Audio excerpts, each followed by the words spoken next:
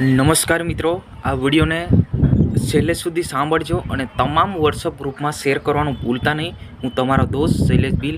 મિત્રો, વડોદરામાં એટલું પાણી ભરાઈ ગયું છે કે વડોદરા અને જે ડભોઈવાળો જે હાઈવે છે એ બંધ કરી દેવામાં આવ્યો છે. અને તમામ લોકોને મારે જણાવવાનું છે કે જેટલા પણ વડોદરા અપડાઉનવાળા કે ડભોઈ અપડાઉનવાળા છે તમામને હું વિનંતી કરું છું, કેમ કે જે આપણો હાઈવે છે એ વડોદરા અને ડભોઈવાળો જે હાઈવે છે એ બંધ કરી દેવામાં આવ્યો છે. જેમ કે તમે સ્ક્રીન પર જોઈ શકો છો, આ સાઇટની અંદર વિડીયો મેં પોસ્ટ કરેલા છે કે આ રીતના જે પાણી ભરાઈ ગયું છે અને પૂરી તરફ જે આ બધી રીતે પાણી ભરાઈ ગયું છે તો બંધ કરી દેવામાં આવ્યું છે, ત્યારે નાકાબંધી કરી દેવામાં આવ્યા છે.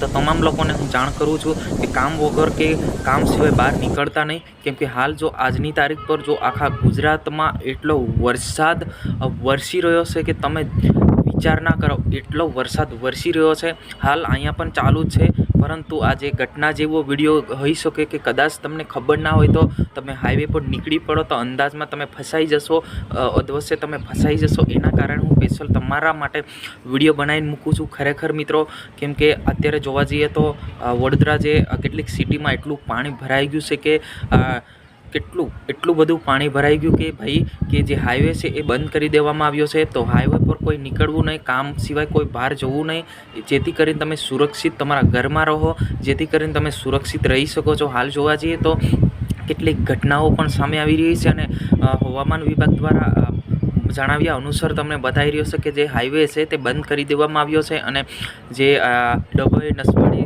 અને રાજપીપળા જે આ બાજુ જે વડોદરાથી જઈ રહ્યો છે બધી રીતે બંધ કરી દેવામાં આવ્યો, જેમથી કરી તમામ વાહનો બંધ કરી દેવામાં આવ્યા છે.